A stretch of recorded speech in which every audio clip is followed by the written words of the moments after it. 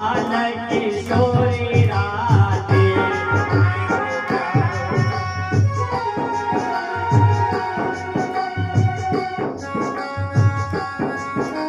जय हो।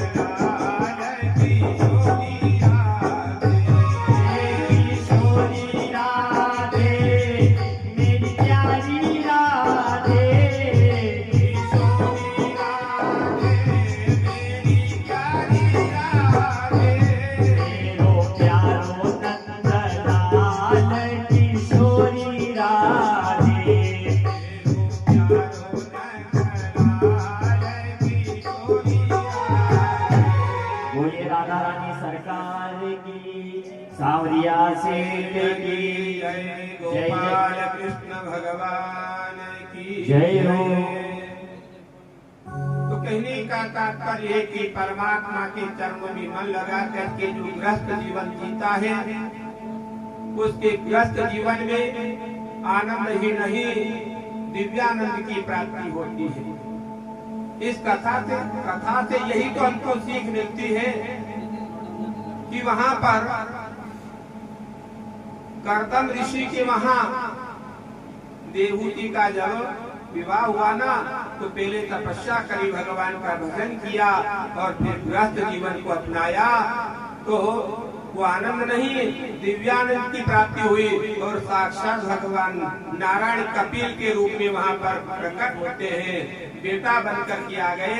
ये है हमारे भजन की शक्ति।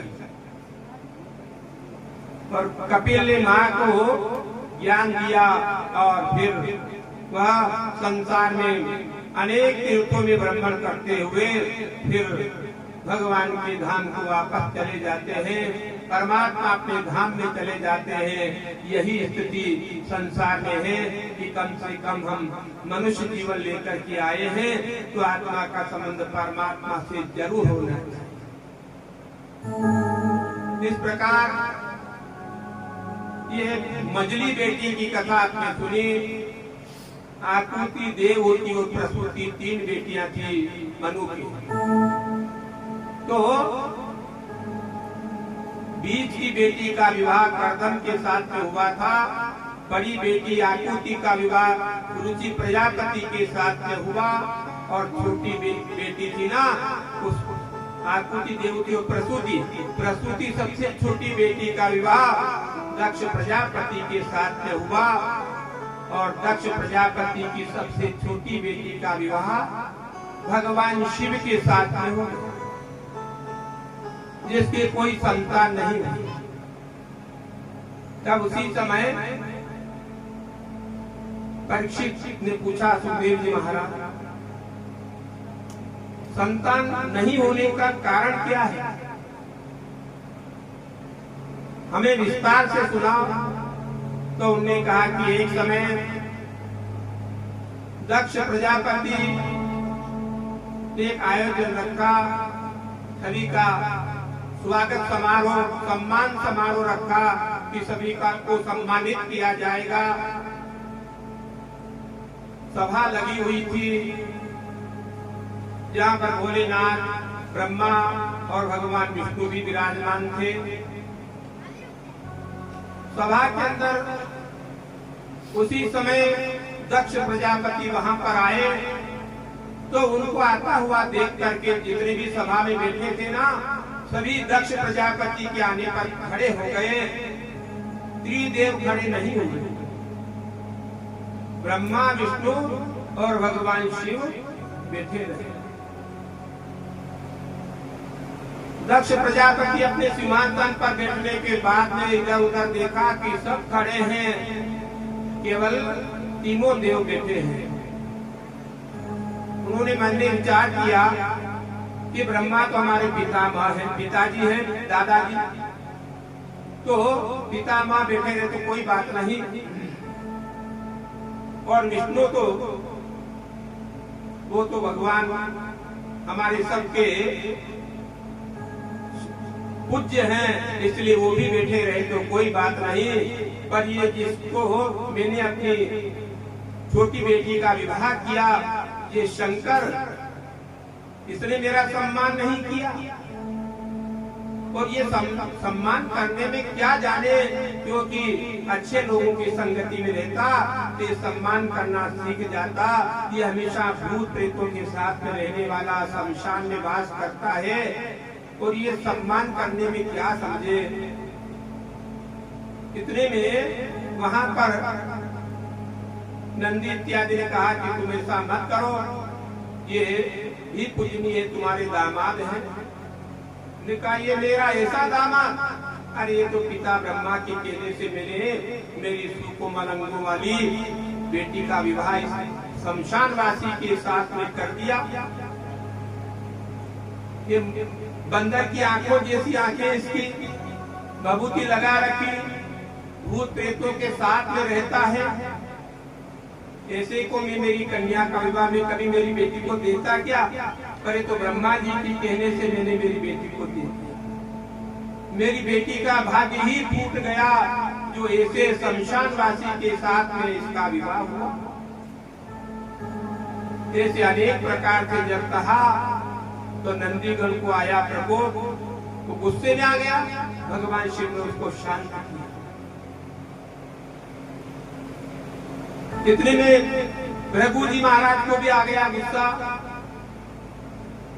कि तुम भूत प्रेतों की टोली और शमशान में रहने वाले, और तुम हमारे राजा का अपमान कर रहे हो।